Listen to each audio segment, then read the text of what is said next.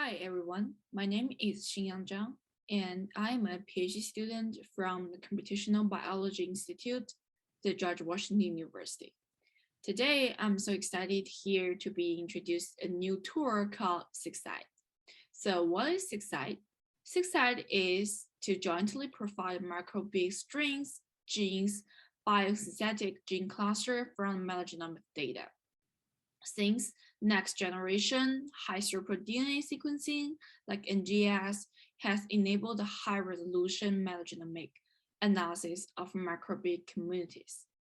The Bayesian reassignment-based tools to taxonomically provide metagenomic samples have proven to be more accurate than their peers.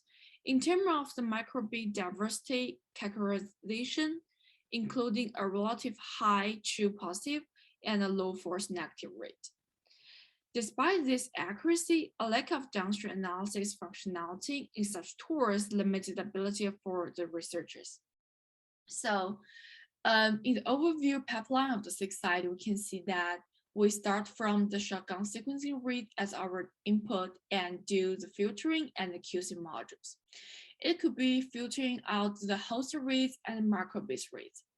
So after the microbial reads, got do some microorganism mapping strategy, and then it could go for the downstream analysis.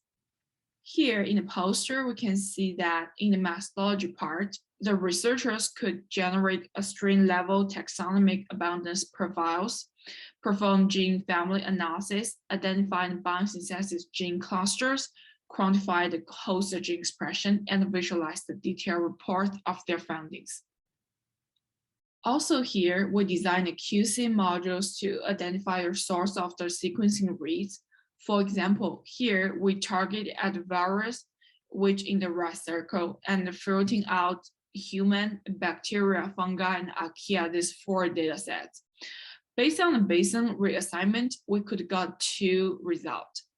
For result A, it represents the percentage of the read that map to the genome in column 1 after assigning each read uniquely to the genome with the highest score and after the Bayesian reassignment is performed.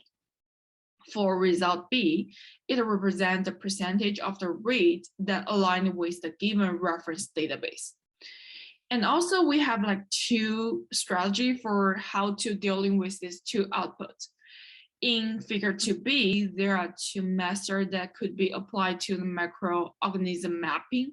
User could choose to use untraced API from NCBI or customers reference database by themselves. Or later, we will build our own reference database to find the taxonomy information.